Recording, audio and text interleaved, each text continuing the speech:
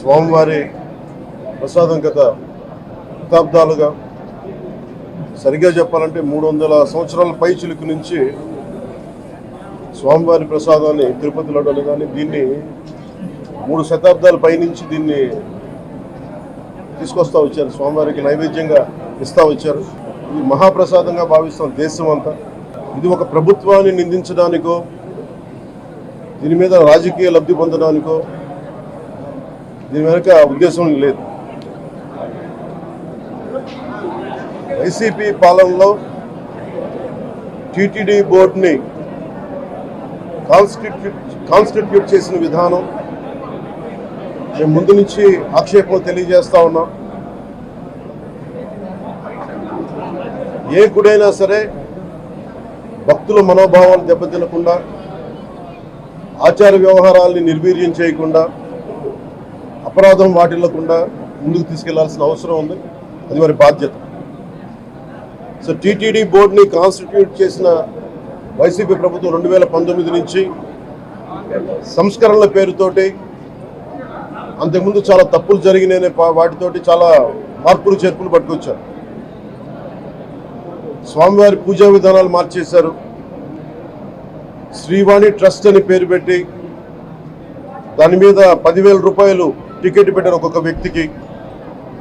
ఒక్కొక్క కుటుంబం వస్తే 5 మంది 4 వస్తే తక్కువ కాకుండా వాళ్ళకి 50,000 రూపాయలు వసూలు చేసి టికెట్ మట్టుకు, బిల్లు మట్టుకు 500 రూపాయలకి ఇస్తూ ఉండేవాళ్ళు.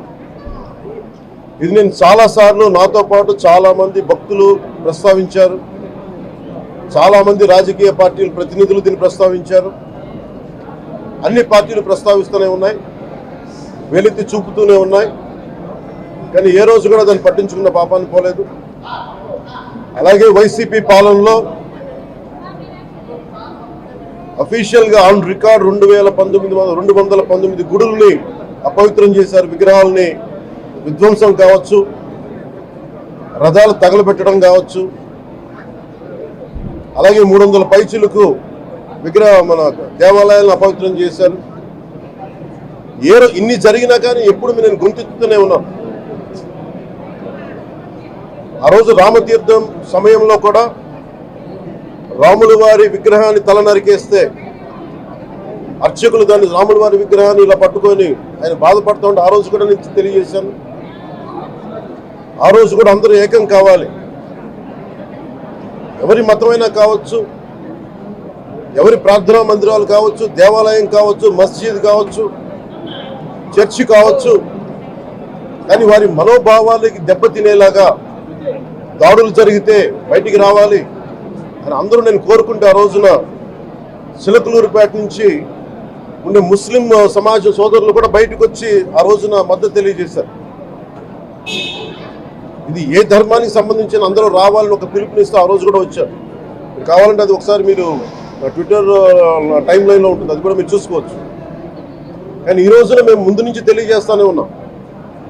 చాలా అవకతవకలు జరుగుతూ ఉన్నాయి, ప్రసాదాలు కల్తీ జరుగుతూ ఉన్నాయి, సరిగ్గా లేవు, ప్రసాదం నాణ్యత పోయింది, డబ్బులు కలెక్ట్ చేస్తున్నారు, రిసిప్ట్లు ఇవ్వట్లేదు. అసలు టీటీడీ మీద కూడా వైట్ పేపర్ రావాల్సిన అవసరం ఉంది. ఇవన్నీ కూడా మేము చాలాసార్లు అనుకుంటా ఉన్నాం. కానీ ఈ స్థాయిలో కల్తీ జరుగుద్దని, కల్తీ ఉంటుంది, ఫుడ్ అడల్ట్రేషన్ ఉంటుంది, చేసే తిండిలో కల్తీ ఉంటుంది, అన్ని దేవాలయాల్లో కూడా ప్రమాణాలు పాటిస్తున్నారా లేదా అన్న చర్చ బయటకు వచ్చింది. ఈరోజు ముఖ్యంగా తిరుపతి లడ్డు ప్రసాదాన్ని, మహాప్రసాదం, శ్రీవారి మహాప్రసాదానికి సంబంధించి ఇది మీకు ప్రత్యేకించి నేను చదివి వినిపిస్తాను మీకు.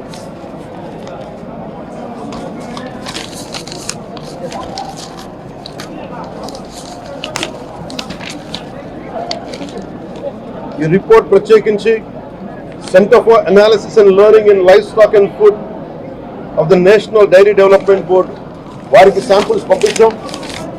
పంపిస్తే ఇది వాళ్ళు తెలియజేసింది స్టాండర్డ్ వాల్యూ లిమిట్స్ ఎలా ఉండాలి అని వాళ్ళు చెప్పారు. ఏం చెప్పారంటే pure milk fat shall have a reading between 95.68 to 104.32. but all the ghee samples had values around 20, which means the ghee is highly adulterated. దాని సబ్సిక్వెంట్ టేబుల్లో సహజంగా నెయ్యిలో కల్తీ వ్యాపారులు కల్తీ చేసేది ప్లాంట్ బేస్డ్ కల్తీ జరుగుతూ ఉంటుంది. అదే తప్పు. అలాంటిది దీంట్లో ప్రత్యేకించి తెలియజేస్తుంది సోయాబీన్ ఉంది, sunflower, olive oil, rapeseed, linseed, wheat germ, maize germ, cottonseed, coconut, palm ఆయిల్తో పాటు fish oil, beef tallow, lard. Fish oil మీకు తెలిసిందే, చేప నుంచి ఎక్స్ట్రాక్ట్ చేసిన నూనె. బీఫ్ టాలో అంటే మనకి పశువు సంబంధించిన కొవ్వు. అలాగే లాడ్ అంటే మనకి మన పందికి సంబంధించిన కొవ్వుని.